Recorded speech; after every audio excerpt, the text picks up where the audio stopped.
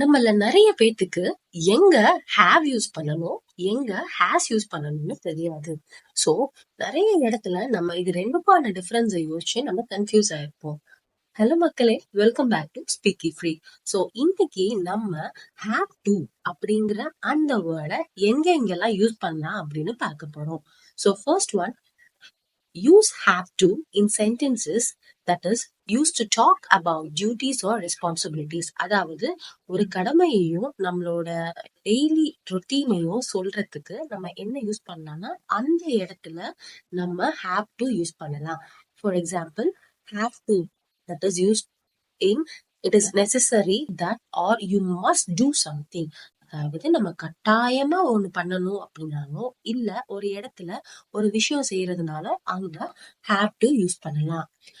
That is இந்த have to வந்து எது கூட எல்லாம் சேர்த்து யூஸ் பண்ணலாம் அப்படின்னு பார்த்தா I, you, we and they. அதாவது I அப்படிங்கறதோடயோ இல்ல you அப்படிங்கறதோடயோ we அதோடயோ இல்ல they, இந்த 4 வார்த்தைகளோட சேர்த்தா நம்ம have to வந்து யூஸ் பண்ணலாம். For example, I have to go to work.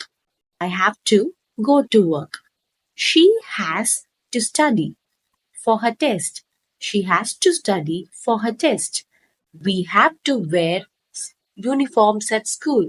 We have to wear uniforms at school. So இந்த 3 எக்ஸாம்பிள்ஸ்ல பாத்தீங்கன்னா ஐயோட அவங்க have to யூஸ் பண்ணிருக்காங்க. That is I have to go to work. She அப்படிங்கிற இடத்துல they have used has. Okay, as the rule use பண்ண எங்க have use பண்ணணும் எங்க has யூஸ் பண்ணணும்னு பார்த்தா I, you, we and they, அங்க இவங்க வந்து have யூஸ் பண்ணிருக்காங்க. இதே இது she or he or it when it defines a particular person, அங்கே வந்து they have used has. So இதுதான் இன்னைக்கு நம்ம have to or has to ரெண்டுக்கும் இருக்கிற difference.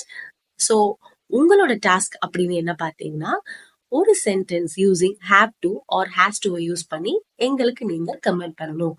For more details, please subscribe our channel Speaky Free and also follow us on our Instagram page Speaky Free. Thank you. Tata.